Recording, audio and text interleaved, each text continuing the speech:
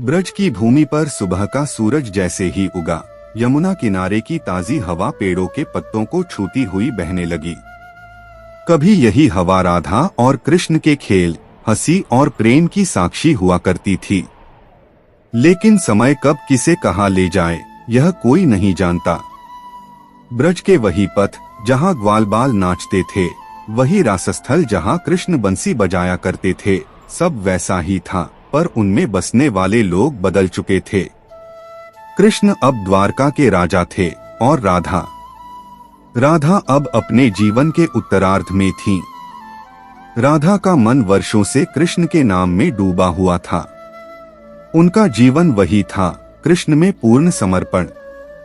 समय के साथ ब्रज की रौनक पीछे छूटती गई, पर राधा के हृदय से कृष्ण का नाम एक पल के लिए भी अलग न हुआ। लोगों ने उनसे पूछा, तुमने विवाह क्यों नहीं किया?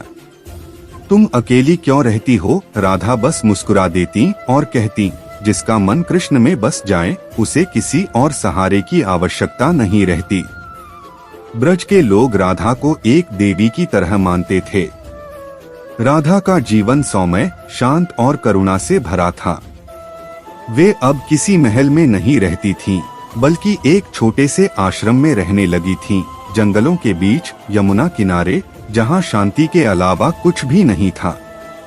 वहां रोज शाम को वे कृष्ण की स्मृतियां लेकर बैठती, कभी आंखें बंद करके उनकी बंसी सुनने जैसा अनुभव करती, कभी पेड़ों के झोंकों में उनके स्पर्श को महसूस करती।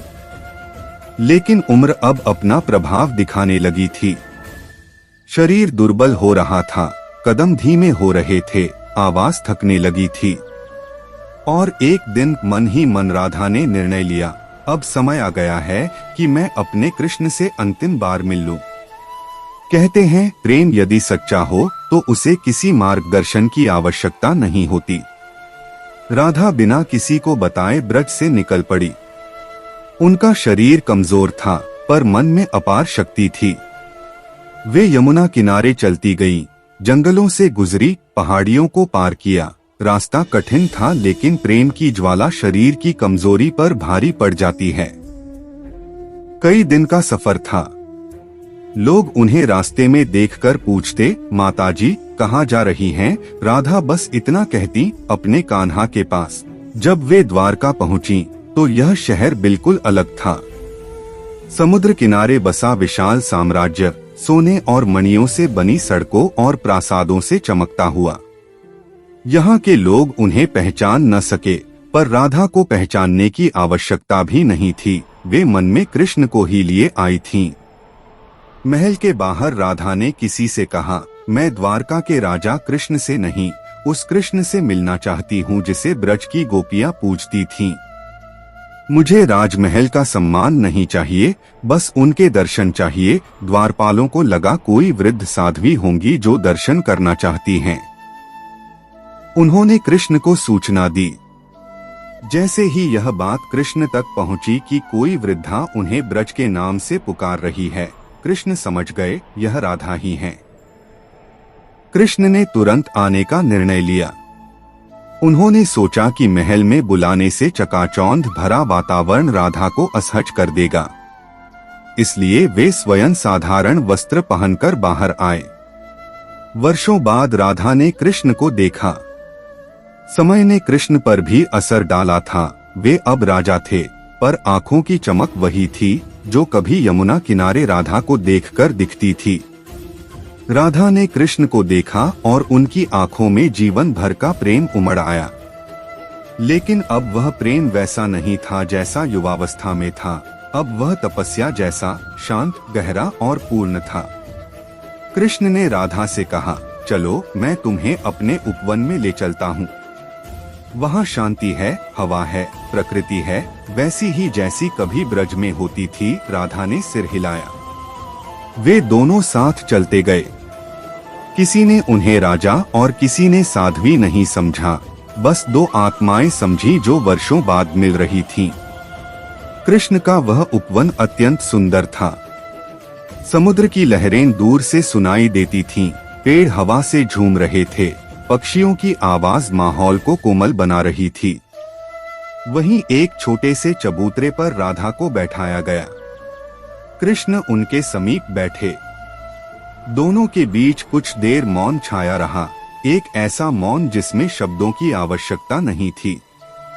राधा ने धीमी आवाज में कहा, कान्हा, मेरा शरीर अब बहुत थक गया है।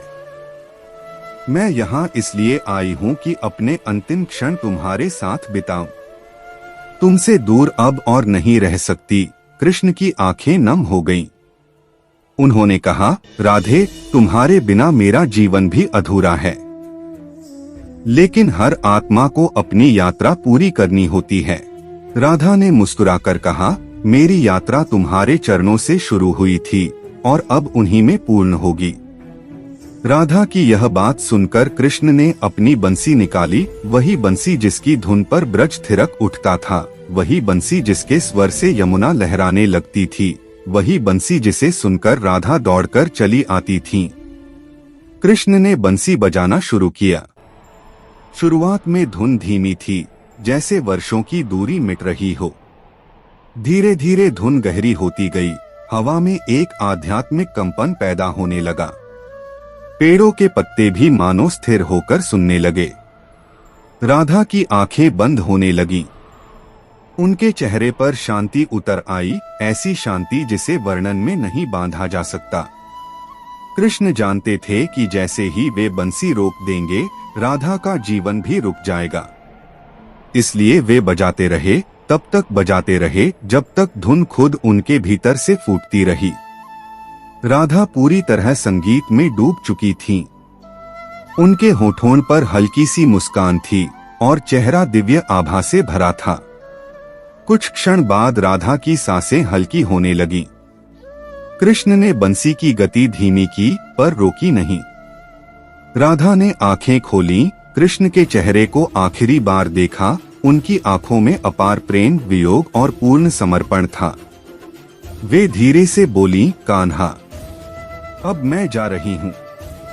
तुमने मुझे जीवन दिया, प्रेम दिया और अब मोक्ष दे रहे हो। धन्यवाद। कृष्ण ने उनकी हथेली पकड़ी और बंसी बजाते रहे। वायु स्थिर थी, समय थम गया था और उसी दिव्य धुन के मध्य राधा ने अपने प्राण कृष्ण के चरणों में छोड़ दिए। उनके शरीर पर एक शांत मुस्कान स्थिर हो गई, जैसे किसी ने ध्यान में बैठकर देह छोड़ दी हो। कृष्ण कुछ देर तक बंसी बजाते रहे, मानो वे राधा की आत्मा को विदा कर रहे हों। जब धुन पूरी हुई, उन्होंने बंसी को नीचे रखा। उनकी आंखें भर आईं। कहते हैं, राधा की देह को किसी चिता पर नहीं रखा गया। वह प्रकृति में विलीन हो गई, जैसे स्वयं पृथ्वी ने उन्हें अपनी गोद में ले लिया हो। उस दिन कृष्ण ने बंसी को हमेशा के लिए त्याग दिया। उन्होंने बंसी को समुद्र किनारे रखा और कहा, जिसने मेरी बंसी को समझा, वही अब मेरे साथ नहीं है। अब इस बंसी की धुन का कोई अर्थ नहीं। लोग कहते हैं कि उस दिन समुद्र की लहरें असामान्य रूप से तेज थीं, जैसे वे भी राधा के प्रस्थान पर शोक मना रही हों। राधा और कृष्ण का प्रेम शरीर का नहीं था, वह आत्माओं का मिलन था, शाश्वत, निर्विकार और दिव्य। राधा ने जीवन कृष्ण के नाम किया और मृत्यु भी कृष्ण की धुन में ही पाई। यही प्रेम की पराकाष्ठा है, जहां मृत्यु भी एक उत्सव बन जाती है। कृष्ण ने कई वर्षों बाद स्वयं भी अपनी लीला समाप्त की, पर कहते हैं कि राधा की स्मृति उन्होंने कभी नहीं भूली। महल, राज्य, युद्ध सब क्षणभंगुर थे, पर राधा का प्रेम उनके लिए अनंत था। आज भी जब कोई भक्त राधा कृष्ण का नाम लेता है, तो राधा का जीवन और उनकी मृत्यु इस बात का प्रमाण है कि सच्चा प्रेम पाने में नहीं, समर्पण में होता है। राधा ने कृष्ण को कभी भौतिक रूप से नहीं पाया, लेकिन सारे संसार में उनका नाम कृष्ण से पहले लिया जाता है, क्योंकि राधा प्रेम का प्रतीक हैं और कृष्ण उस प्रेम का पूर्णता। और इस तरह माता राधा कृष्ण की बंसी की धुन में शांत होकर, प्रेम में विलीन होकर संसार से विदा हो गईं, पर वे कभी गई नहीं, क्योंकि राधा का अस्तित्व कृष्ण के हृदय में और कृष्ण का अस्तित्व राधा के नाम में आज भी जीवित है।